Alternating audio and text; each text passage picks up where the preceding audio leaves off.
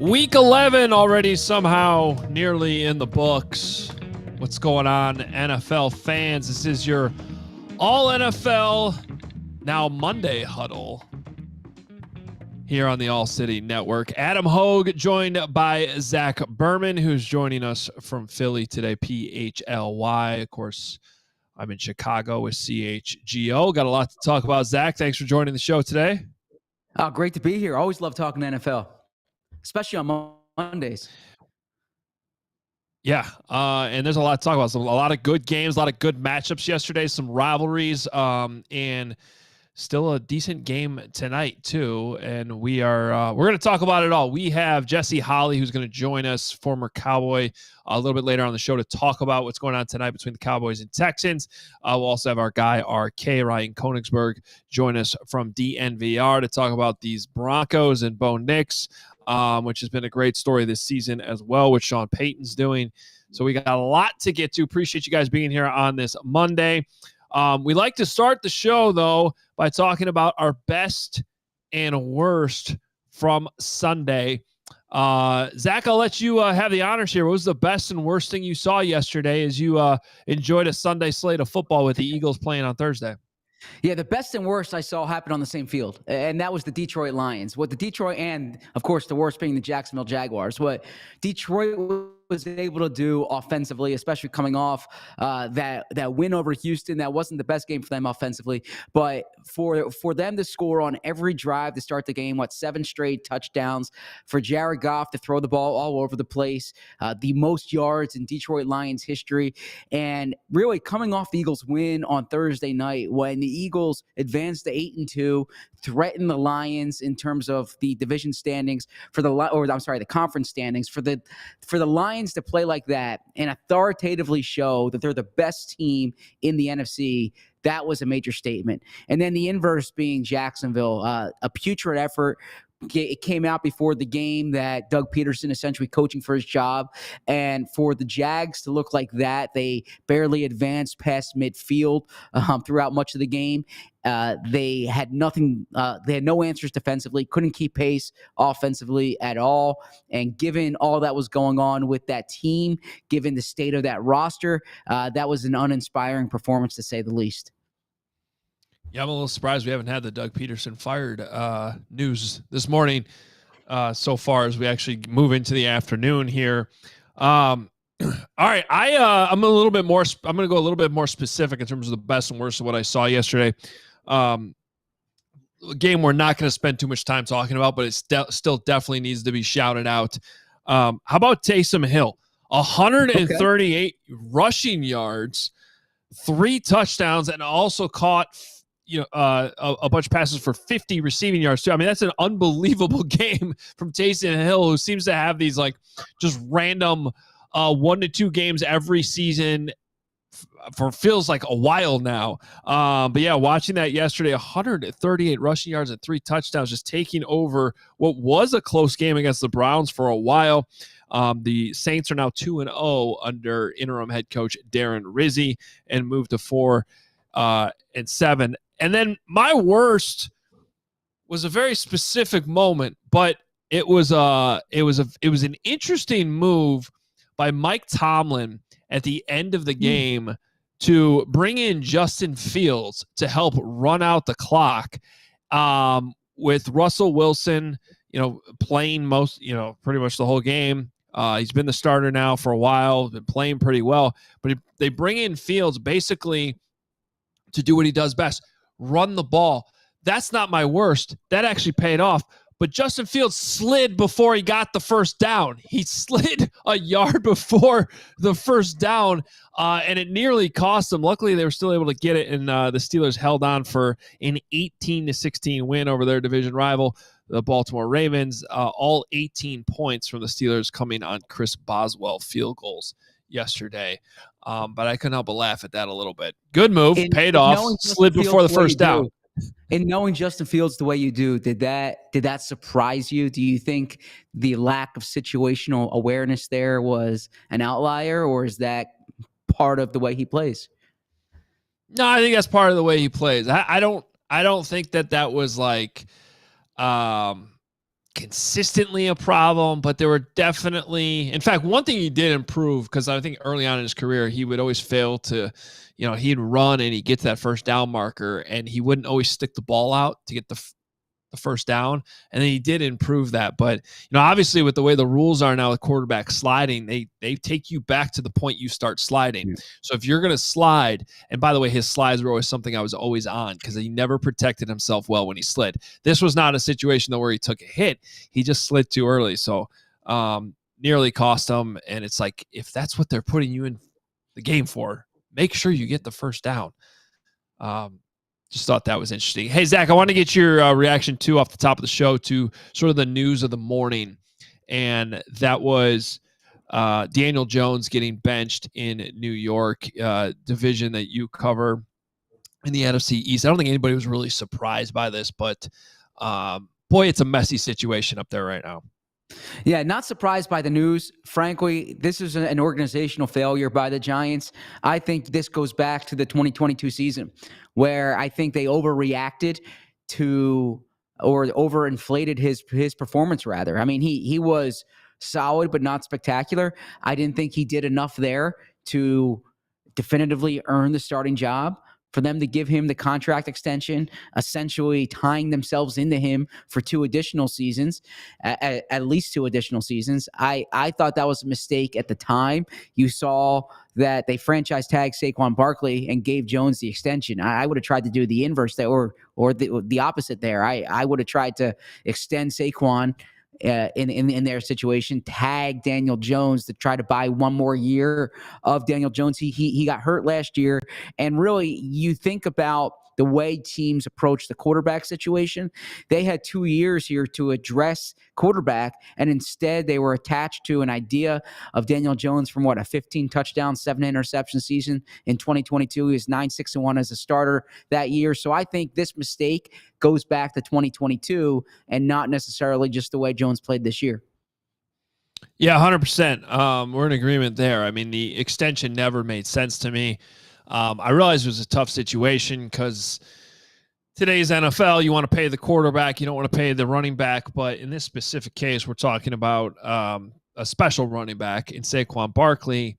And, I remember saying this at the time, I felt like with the importance of the quarterback, and you wanted to see a little bit more from Daniel Jones. Fine. So there's a couple different options that you could have done. You could have franchise tagged Daniel Jones and risk losing Barkley, or what always made sense to me was tagging Barkley and risking losing Daniel Jones. Like, it didn't seem like it was the end of the world if you lost Daniel Jones, because he has just not done enough. That there's such a rush to pay these quarterbacks, Zach, and I keep saying, like, yeah, but the worst place to be in is having paid a quarterback that's not living up to it. And that's exactly what the situation the Giants found themselves in really quickly after that signing. You're absolutely right. And it looked like they took themselves out of the quarterback market for essentially 2 draft cycles. I know they were interested last year in trading up for Jaden Daniels. Didn't happen. But even this past year, the reason why they couldn't close the deal on Russell Wilson was because of the presence of Daniel Jones. You go back 2 years ago, what they could have done in the quarterback market. You hit it on the head. Had they exposed Daniel Jones to free agency, who exactly were they bidding against? And who was going to give Daniel Jones that contract? And I think that I'm all for paying A quarterbacks A money. I'm not in favor of paying C quarterbacks B money or B quarterbacks A money. And I think that's the mistake they found themselves in with Daniel Jones. And just to kind of point out, who knows what if it would have been the same situation, nobody could possibly know that. But, we just spent a whole season here in Chicago last year talking about the prospect of losing Justin Fields, and it was this huge debate. And at the end of the day, no one really wanted Justin Fields. They didn't get a lot back. It was a conditional 6 for the Steelers to just make him the backup. So to your point about like who they would have been bidding against when it came to Daniel Jones, like they may have found out there that there wasn't much, and maybe you could have kept him on the cheap. So we'll never know, but it was honestly a regime-defining decision by Joe Schoen, Brian Daboll, and man, sitting there now. What are they, 2-8 now in the bye? It's going to be. It's I don't know. I wouldn't feel comfortable if I were them. And the one thing I can't get over, as we'll move on from the Giants here, but if you watched Hard Knocks and you saw that scene where John Mara comes in to Joe Schoen's office and was like pretty strongly, as strong as he probably could without just totally meddling, even though it still kind of was meddling, was like, yeah, I'm really not going to be happy if we lose Saquon. Right there, if I'm Joe Schoen, I'm probably like, I should probably bump up the offer here a little bit just to make sure that doesn't happen. Sure. And now the optics of it, you're now covering Saquon Barkley in Philly. It just looks horrible for the Giants. You're absolutely right. And Saquon is a legitimate MVP candidate. Now, I would say that given the stage that the Giants were in this past offseason, it probably wouldn't have made sense for them to pay Saquon top of the market money. But this goes back to knowing where you are as a franchise. If you had just made the playoffs coming off the 2022 season and Saquon was the catalyst there and Daniel Jones was kind of the game manager type, I think they bet on the wrong horse then. Then you look last season. If you're not going to keep Saquon Barkley, you should trade him midseason as opposed to having this protracted contract squabble, the drama surrounding it. You heard Joe Schoen say on Hard Knocks it took years off his life. I think that they handled the entire situation poorly. I don't think that teams that are in the bottom of the league, Frank, we should be paying top money for a running back. I think Saquon and Derrick Henry and Josh Jacobs, they're difference makers on top of the league teams. But the problem with the Giants all along is they've had misguided sense of where they are as a franchise. Yeah. All right. Well, we'll move on. I want to talk about more of these the games that were going on yesterday. I thought the biggest game of the day being the Chiefs and Bills.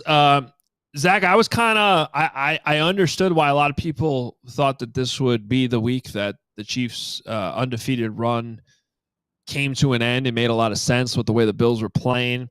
I ultimately picked the Chiefs in this game sort of just because they figure out a way to pull these games out. And even, into the fourth quarter, it seemed like they would.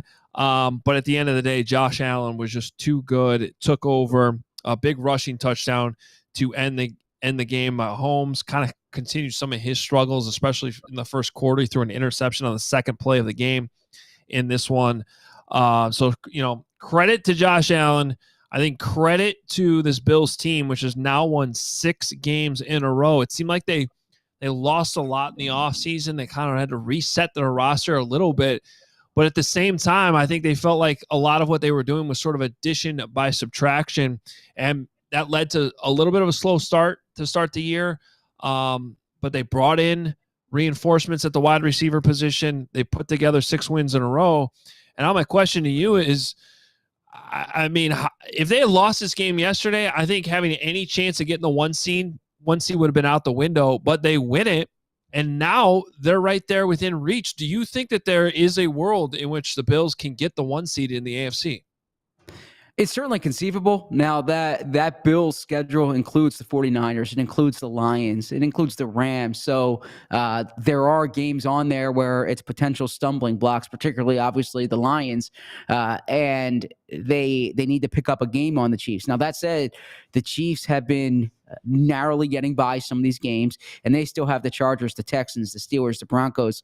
I'm big on point differential. The Bills are plus 106 in point differential. That jumps out to me. The thing about this is I view the NFC differently. I think the 1 seed is not as important for the Chiefs. And the reason I say that is we've seen they can turn it on. They're a flip the switch team. They went into Buffalo last year and won. They went into Baltimore last year and won. So they're the kind of team where it's kind of like, the Golden State Warriors sometimes, where, all right, let's just fast forward to the playoffs, because they can win high leverage games on the road in the postseason. But I certainly think it's conceivable if the Chiefs stumble in that division, because that's a much better division of course, the AFC West than the AFC East. And if the only game that the Bills lose is to the Lions, I think they can run the table the rest of the way. So that 49ers game is the real critical one on their schedule. Yeah, and that game against the Lions on December 15th too just seems like one of those marquee matchups that would be really fun to watch too. Well, regardless, the Bills took care of business going into their bye week. They had to get that one yesterday against the Chiefs, and they did. Let's talk about another team though in the AFC West that benefited from the Chiefs losing and also taking care of business last night in the Sunday night game. Fun game, wild game. Looked like it was headed to be a blowout. Chargers were playing really, really well. The Bengals came all the way back. They probably win that game if they could, make a field goal, which they just could not late. And then the Chargers got in position to make their own field goal. And instead of settling for it like the Bears did in their game, which we'll get to here in a little bit, Jim Harbaugh keeps trying to run the ball, turns into a J.K. Dobbins 29-yard touchdown run, and the Chargers improved to 7-3, which, is a testament, I think, to what Jim Harbaugh does. I mean, Jim Harbaugh, like him or love him, man, he wins football games. And I'm not surprised at all to see him get this team off to, I don't know, maybe I wouldn't have said 7-3, but I'm not surprised to see them having success, Zach. You're absolutely right. And I think this is you hit it on the head, that this is what Jim Harbaugh does. And I understand that Chargers job was attractive last year, but there must be teams around the NFL, I would imagine Chicago included, that should be kicking themselves right now. That you have an elite NFL coach who was available last year, and he's the kind of coach who I think you move mountains to get, because all he's done everywhere he's been, from the University of San Diego to Stanford to the San Francisco 49ers to the University of Michigan and now quickly at the Chargers, is win. And maybe he wears out his welcome over a period of time, but that Chargers team, the way they're playing now compared to last year when Brandon Staley was there, it's the personnel is different, but not overwhelmingly different. The high profile players are still the same high profile players, and they're winning games. And they're winning games because of the culture that Jim Harbaugh's created. It's not surprising to me, and I don't think that's a team that I don't think anyone in the AFC is going to want to see in the postseason, because they're well coached. They have a high level quarterback, and they can win these tough games. Yeah, 100%. And I think we'll continue to see how they got a tough one coming up against the Ravens next week. I think that's on Monday night. They go to Falcons, Chiefs. It's going to be a tough road here for the Chargers, but seeing them take care of. It's been a soft schedule lately, right? They went Saints, Browns, Titans, but that was still a good win over the Bengals last night, and a good job surviving. So, when it comes to Jim Harbaugh, like you said, maybe he's not going to be around forever. I know we have this discussion in Chicago. Yeah. It's even come up with Belichick here, right? Because Belichick's probably going to take a job, and it's like, oh, well, he's old, and like, how long are you really going to have him? I don't know, man. 4 to 5 years, that's longer than Bears coaches last year anyway. I mean, you get so concerned about wanting to hire a guy for 10 years that you hire the wrong guy, and you end up having to fire them after a couple of years anyway.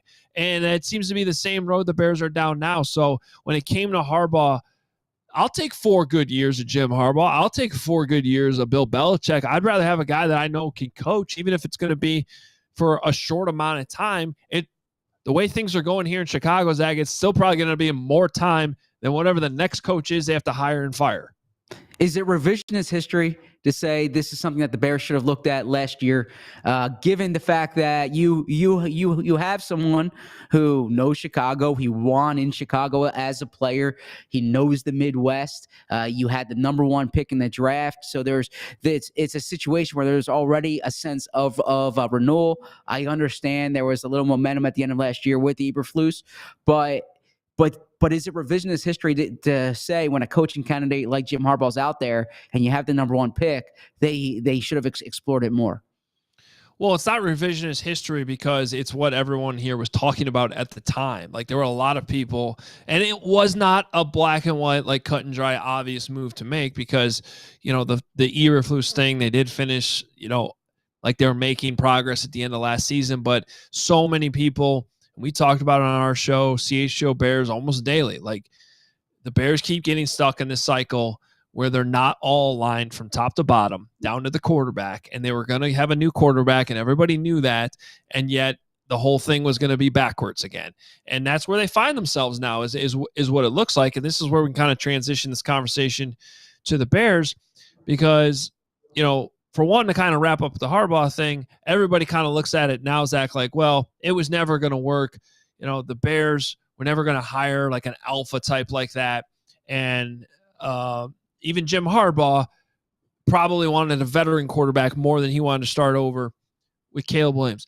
That's all fine, but that's kind of the point. That's kind of the problem is that just being like throwing your hands up and being like, that's just not what the Bears do. That's just not how, they kind of do. Well, that's kind of the problem here, right? Like, no, go out and do something like that. Hire the alpha. If he's got concerns about coaching a rookie quarterback, we'll convince him with money, with whatever you need to convince him with, that coming back to Chicago where he played is a good idea. Instead, they just sort of punt, just like they did on 4th down with 4 minutes to go in the game yesterday. Just punt, It's just the Bears' way instead of being aggressive. And then, Jim Harbaugh is at the end of the game. He's not settling for a field goal. He's still running the ball, okay? And then bringing it back to the Hail Mary a few weeks ago, he calls timeout before the Bengals are about to throw a Hail Mary. So all these things that Matt Eberflus has failed to do here in the last 4 weeks, Jim Harbaugh did it to a T at the end of the game, and that just kind of spiked this whole conversation last night locally here in Chicago. Meanwhile, a little bit of news on that blocked field goal that obviously the Bears gave up to lose to the Packers, their division rival, 11th straight loss to Matt LaFleur and the Green Bay Packers. Matt Eberflus he just wrapped up his press conference at House Hall and said they are actually going to be turning in that play to the league because it looked like on film that the Packers hit the long snapper while his head was down. That's technically a penalty. Whatever, Zach. The left guard didn't get out of his stance. The pressure came through the A gap. They blocked it fair and square, in my opinion, just because there's, a safety rule on the long snapper. That's not why you lost the game. I'll defer to you on all matters, both Bears and special teams. I will trust your judgment there. I also look at this, though. It's similar to me as the Daniel Jones conversation in that you have to be self-aware about where you are as an organization, about who your people are. I think that teams can convince themselves on coaches, convince themselves on quarterbacks, and you don't want to be in that situation. It seems trite to say it, but if you don't know, you already know. And so if you don't have utter conviction of your coach, if you go into a year where it's like, well, we'll see, I think that's problematic. And I think back, by the way, when the Eagles fired Doug Peterson, and this is a Super Bowl winning coach who went to the playoffs 3 consecutive years. He had a bad year in 2020. And I remember Eagles owner Jeffrey Lurie saying it's not a matter of deserve. It's not that he deserves to be fired, but it's that for where they needed to go as an organization, Jeffrey felt that at that time, the Eagles needed to take a step back and to rebuild, and that if Doug Peterson was going into a make or break year, he would be coaching, trying to and make decisions, trying to capitalize on that year. And I think that's kind of where the Bills were last year with Eberflus, is that this seemed to be, at least from the outside, and I'll defer to you and your colleagues in Chicago, a make or break year for Eberflus.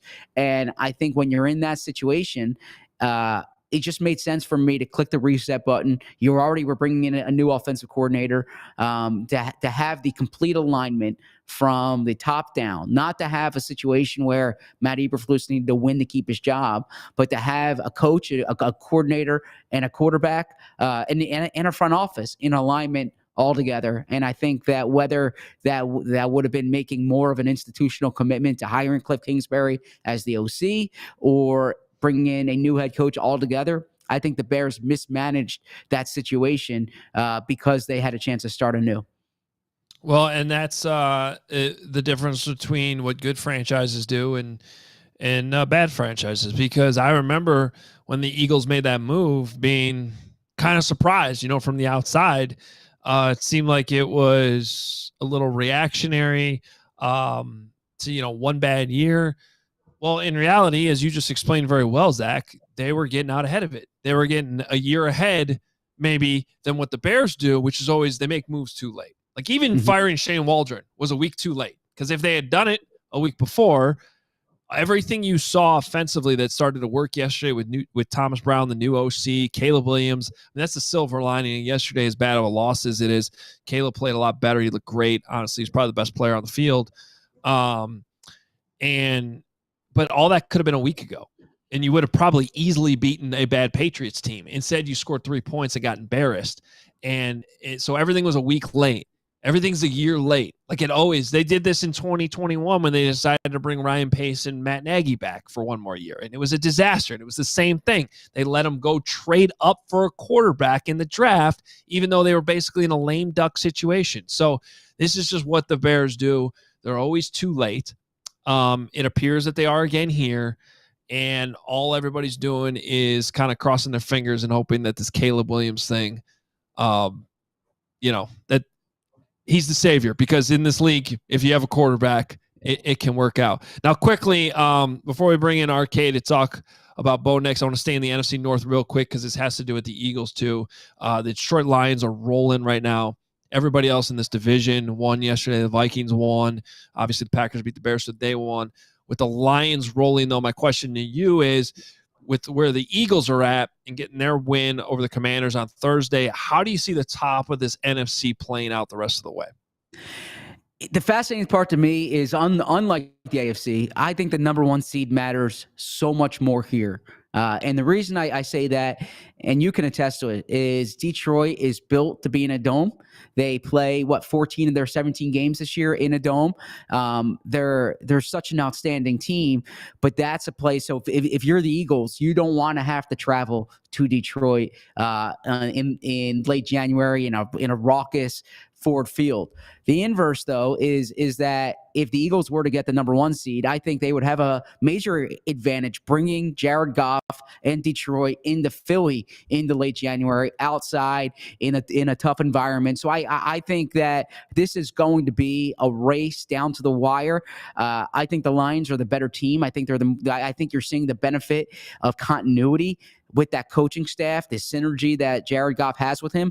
That said, I think there's more upside for the Eagles. And the reason I say that is they're 8-2 without their offense clicking. They were 8-2 with AJ Brown, Devontae Smith, and Jalen Hurts still haven't hit their ceiling in the passing game. Whereas Detroit, as well as they're playing, Aiden Hutchinson, perhaps their best player out, or I would say one of their two best players. He's out here. They just lost one of their top linebackers. So I think they're dealing with more injuries. I would take the Lions in a neutral field game, but I think that's going to come down to who's the number one seed. Makes a lot of sense. I mean, to me, the Lions look like the better team on paper right now. I see where you're coming from on, perhaps the Eagles ceiling. And certainly, I trust Vic Fangio, and defensively that's going to help them. I also feel like with the Eagles, though, there's more things that could potentially go wrong. than with what the Lions are doing right now. And I 100% agree with you that if Detroit's able to get home field advantage all the way through the NFC, that would be a huge boost for them. Because I would definitely look at that game differently if they go to Philly. So a lot on the line there as those teams continue to battle. But the Lions have been that's another thing about the Lions. They're just fun to watch. And for so many years, they were not fun to watch. It'll be interesting to see how that continues to play out in the NFC North as they look really, really good. All right, we're going to talk Broncos next with our guy RK. But first, I got to tell you about Game Time, because this week's episode of ALL NFL Monday Huddle is presented by our friends at Game Time. Game Time has a new feature called Game Time Picks that makes getting tickets to see your favorite teams play live even easier. If you haven't used Game Time before, check it out, because they filter out all the fluff to show you only incredible deals on great seats, so you don't have to waste time searching through thousands of tickets. You know how frustrating that can be. They also give you all-in pricing. You toggle that feature on. You don't have to worry about all the fees that comes with buying tickets. They'll give you the total upfront, which is always very helpful. They'll show you panoramic views from your seats in the app before you buy. And they have the lowest price guarantee on Game Time. They will credit you up to 110% of the difference. So take the guesswork out of buying NFL tickets with Game Time. Download the Game Time app, create an account, and use code ALLNFL for $20 off your first purchase. Terms apply. Again, create an account, redeem code ALLNFL for $20 off. Download Game Time today. Last minute tickets, lowest price guarantee. All right, well, good stories around the NFL right now is what's going on in Denver. Sean Payton, Bo Nix, an unlikely pairing that is paying off. It's time to bring in our guy, RK. You can follow him on Twitter at Ryan Koenigsberg. Man, I don't know if I need to apologize to you or what, but this is working out right now. I don't know what to say. I mean, and Bo Nix is making some legitimate throws along the way too. It's not just like it's all just schemed up. And I mean, it is, and Sean Payton's doing a really good job, but he's also making some really good throws along the way. And the Broncos are, after facing a tough 2-week stretch in the schedule, boy, did they bounce back yesterday with a huge win over the Falcons.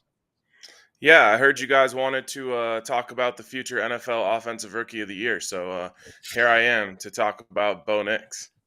Is it possible? Like, for real though, it's that gap is a lot smaller than I think people realize with Jaden Daniels. Yeah, what's crazy is I got in on it at plus 800 before this week, and it's already down to plus 300 now. Jaden Daniels is minus 400, so he's still got a pretty healthy lead there, but the gap is closing quickly. And if Bo puts out performances like he had yesterday consistently moving forward, I mean, the Broncos are going to make the playoffs, and that conversation is going to get really, really interesting. So yesterday, he's the first, this is from our friend James Palmer, first rookie ever to complete over 80% of his passes and throw for over 300 yards and 4 TDs in a game. First rookie ever to do that.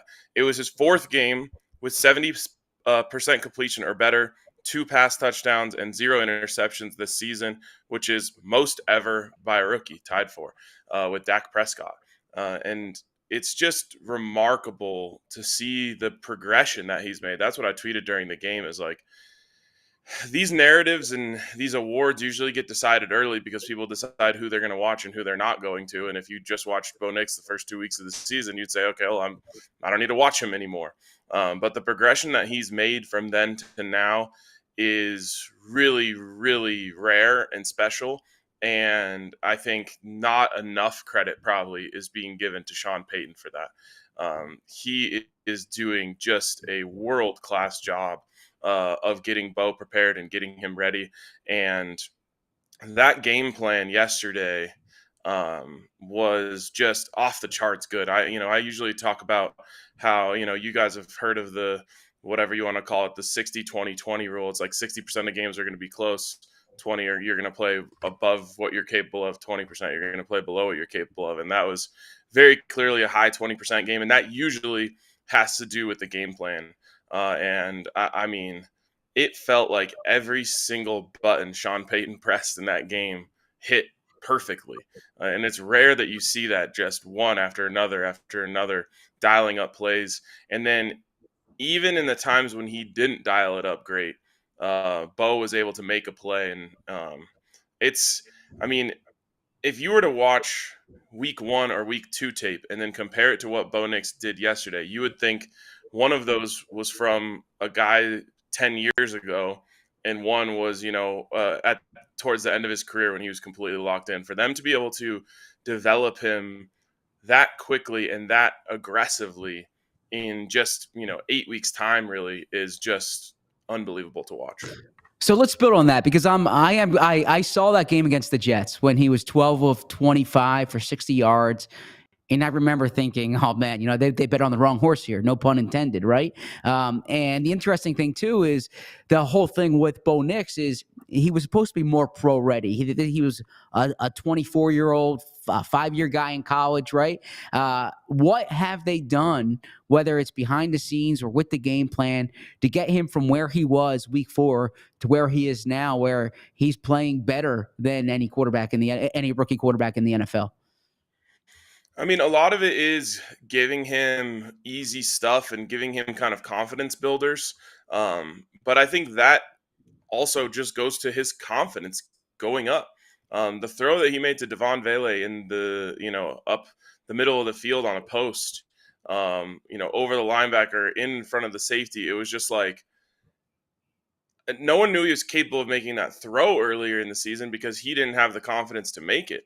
But now we're seeing that when he wants to just step in and fire it, he does have that arm. He does have the ability to fit the ball into tight windows, and it's, I think, a combination of confidence, a combination of scheme, and then there's just something too. The old the game slowing down for you thing. Like, it's very clear that when he was in college, he was processing the game at an elite level.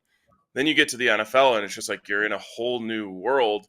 And I don't blame anyone, and including myself. I guess I don't blame myself, but for being worried. Okay, well, maybe that processor isn't quite as fast as it looked when he was at Oregon. But I think it was clearly just a scenario where he needed to feel it. He needed to get used to it. And now that he's understands the speed of the game, I think he can process at that rate. So, I mean, these numbers are impressive. Only 5 incompletions, 28 out of 33, 307 yards, 4 touchdowns. Broncos are now 6-5. What's the ceiling for this team right now, RK? I mean, I think the ceiling is making the playoffs. Once you get into the dance, anything can happen. But I think that there's nothing stopping them from getting there. The schedule for the next few weeks plays out pretty nicely. You've got a few more winnable games. And then I think as the end of the season comes, you got a Chargers matchup, you got a Chiefs matchup that are really going to test you and see if you're kind of ready for that. Obviously, the Broncos showed they were ready for the Chiefs last week, but I think that this team can absolutely make the playoffs. And just to go back to one more piece of credit for Sean Payton that I think he deserves is, not a lot of people right now, at least, are talking about the lack of weapons that Bo Nix has around him. You talk about going into a great situation for a quarterback, and I think one of the things that was maybe underrated for Bo Nix coming in here was the quality of the offensive line that the Broncos have. Those guys are playing really, really well. But one of the reasons why, the Broncos fans are pulling receipts left and right now of people predicting this team to go 3-14 or get the number 1 overall pick, this, that, or the other, was because people were looking and saying, okay, well, who do they have that they can go to? Who's the guy that they can rely on offensively? And obviously you're not going to put a rookie quarterback in that conversation before the season. So it was like, okay, well, Cortland Sutton, he's a okay number 1 wide receiver.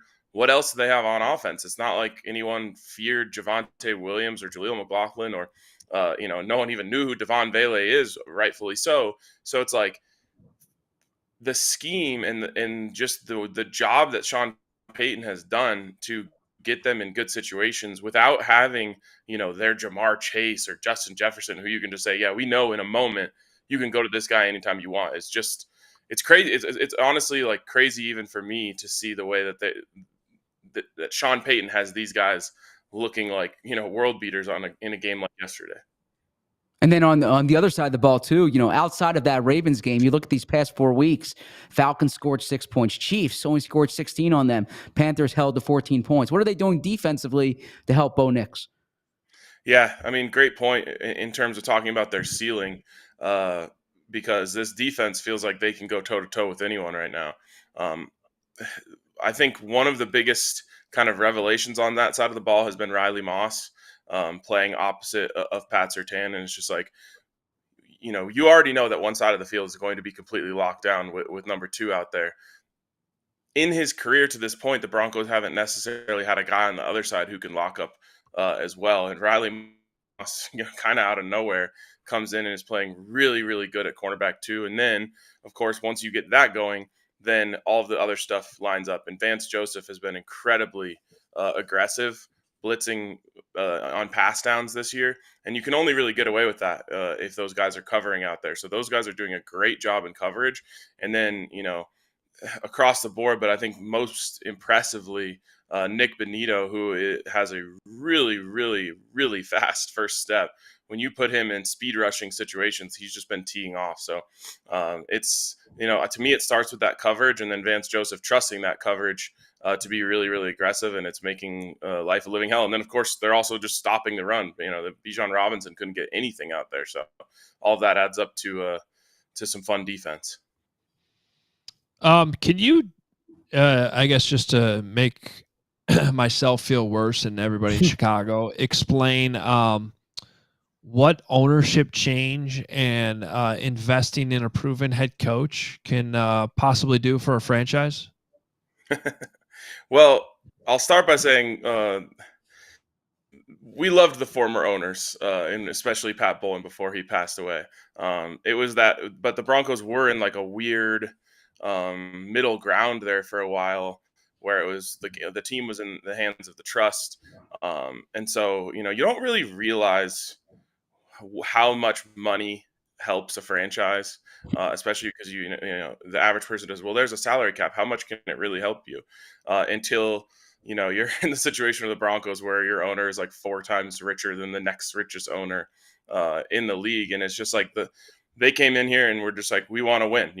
That's all. Whatever it takes. We're not here to make money. They've got plenty of that. They just want to spend. And so when they targeted Sean Payton, I think when they determined that that's who they wanted, there was no number that was going to stop them. And that's obviously very, very valuable to a team to just be able to go get it. So, yeah, I know you guys are looking over at what's going on with the Chargers and Harbaugh and thinking that could have been us. But, yeah, it's a underrated advantage. And then, you get even more down into the nitty gritty of like, Broncos probably wouldn't have been able to move on from Russell Wilson if it wasn't for all of the money that they have in the back, just to be able to restructure contracts, pay bonuses out, all of that escrow stuff that, you get into when you get into the nitty gritty of NFL contracts and loopholes with the salary cap.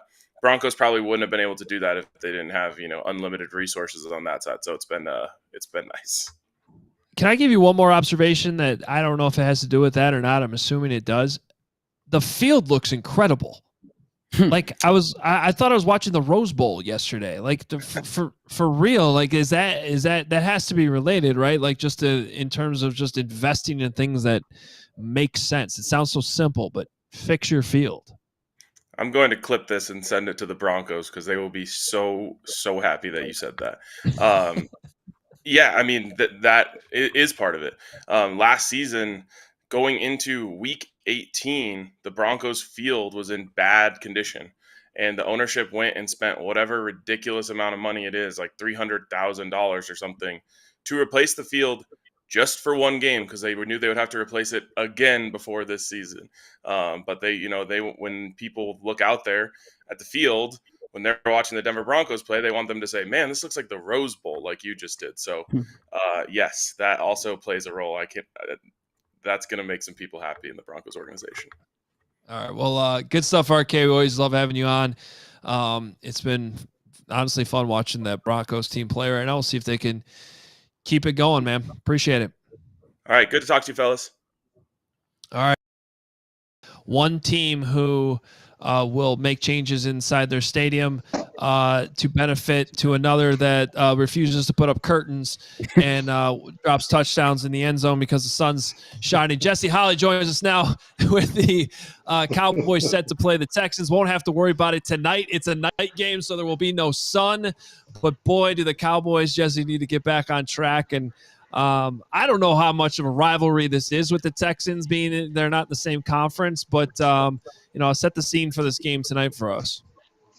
Yeah, it's the Battle of Texas, right? It's the Highway 45 that separates Dallas, and Houston. And to your point, when the Cowboys, in order to have a rivalry, you have to play more frequently. There has to be a back and forth kind of thing.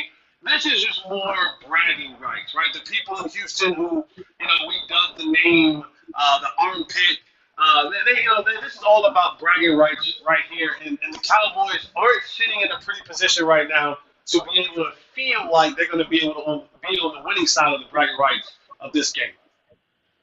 Do Cowboys fans want Dallas to win here? Right. I was there last week. I saw the delta between the Eagles and the Cowboys. If there's Cooper Rush, a quarterback the rest of the way, or even Trey Lance, what's the sentiment overall in Dallas? Do they want them to win, or is it about draft pick watching?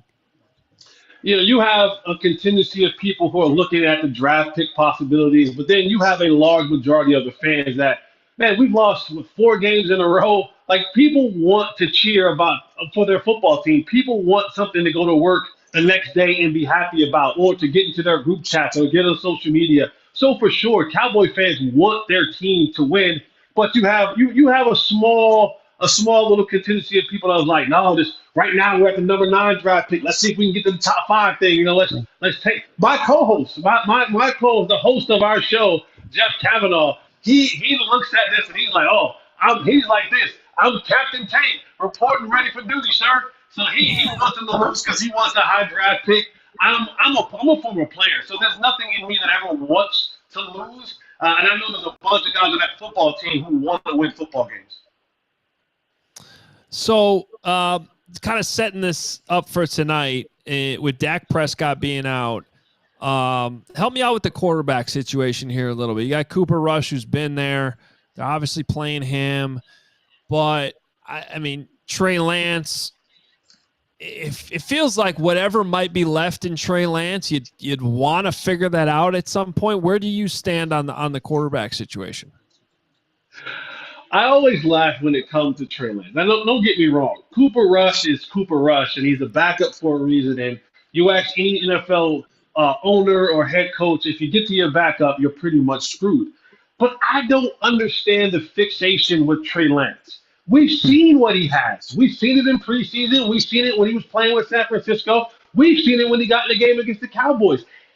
He's just not a good football player. And I get that he held the number 3 overall pick tag against him, and there's always a second and third and fourth and fifth and sixth and seventh chance for those type of guys. But he's not a good football player. And for Mike McCarthy to be a guy who he has kind of hung his hat on his NFL career on being a quarterback whisperer and having the eye of what a quarterback is. Like, if he was as good as people projected him to be, he would have jumped over, Cooper Rush and been given those particular snaps. But the Cowboys went with the guy who's been here for 7 seasons, and Cooper Rush, and who played the absolute most horrid game that you could ever play a week ago. And they said, we're still going back to him next week. So that, to me, tells you all that you need to know about Trey Lance. A part of how I do feel about it, though, because the Cowboys, how much they don't want to say that there's like some sort of soap opera at times, I'm saying that they're going to wait to play Trey Lance on Thanksgiving so that there's another storyline, there's a little bit of intrigue for the Thanksgiving game. Of course, we see what the Giants have done with their quarterback, so they're holding on a little bit of hope that maybe for Thanksgiving that they'll march out Trey Lance and that'll give some sort of feeling to the fans that, a new storyline and maybe the Trey Lance era may begin.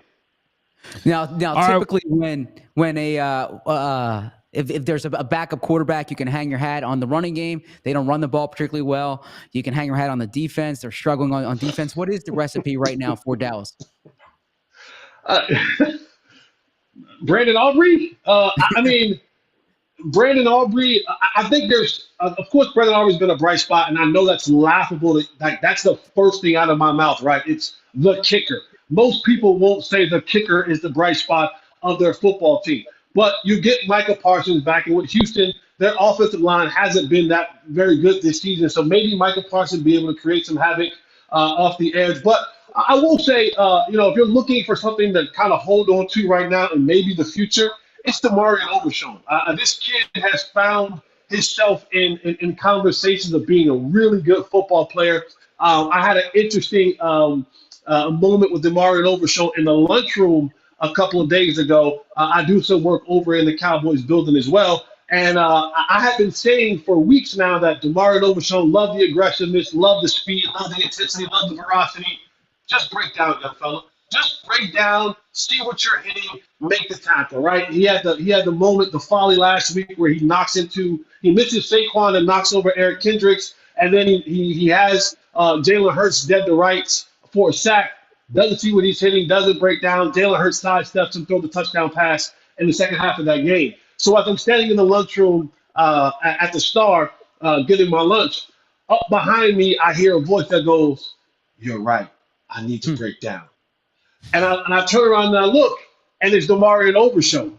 And I didn't think he knew who I was. I didn't think he knew what I was saying. I didn't think he read my tweets. But I have to remember the day and time that we live in and the rabbit ears that all these players have nowadays. And I turned around and I looked. We smiled. We bro hugged. And I said, "Man, you're a hell of a player." He goes, "Nah, you're right, man. You're right. I got to break down, man. I got to break down." He goes, "Watch. You just watch, man. I'm going to break down. I'm going to break down." I said, everything doesn't have to be a hit stick. A tackle is a tackle is a tackle is a tackle. Just make the tackle, and then when you have your moments to knock somebody out, you knock them out. But see what you're hitting.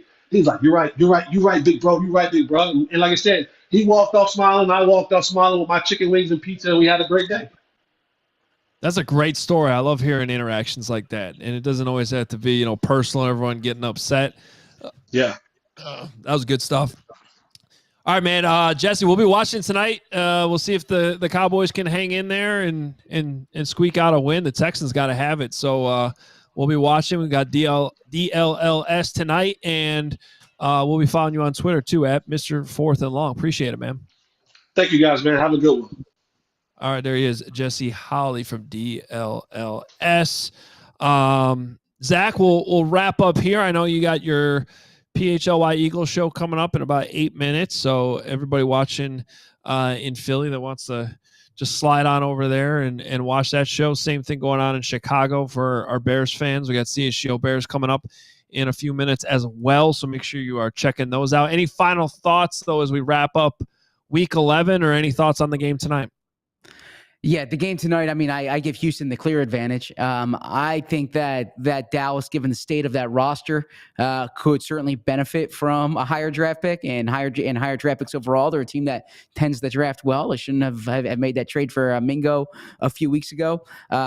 So that's my feeling overall. And then I'm just fascinated to sum this all up by the AFC West race in particular. I think there are 3 teams there that are legitimate playoff contenders, of course, and then what happens at the top of the NFC, because that the race for the number 1 seed, and we'll be talking about that today on the PHLY Eagles show. I think that's going to determine who goes to the Super Bowl.